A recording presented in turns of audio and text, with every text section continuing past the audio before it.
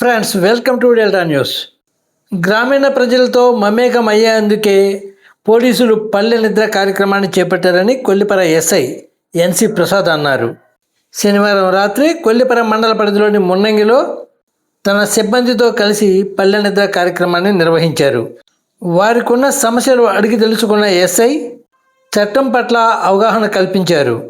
చిన్న చిన్న విషయాలకు ఆవేశాలకు లోను కాకుండా సమస్యలు పరిష్కరించుకోవాలని ఎస్ఐ సూచించారు.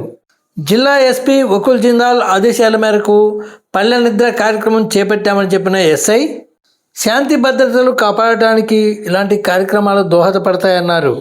అంతేకాక గ్రామీణ ప్రజానీకానికి పోలీసుల పట్ల నమ్మకాన్ని కలిగిస్తుందన్నారు.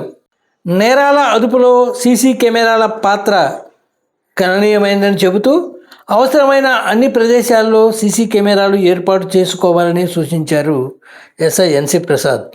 ఫ్రెండ్స్, వీడియోలోకి వెళ్ళే ముందు ఇప్పటి వరకు మీరు మా ఛానల్ కనుక సబ్స్క్రైబ్ చేసి ఉండకపోతే వెంటనే సబ్స్క్రైబ్ చేసుకోండి. అలాగే వీడియో నచ్చితే లైక్ చేసి మా ఛానల్ ఫాలో అవ్వండి.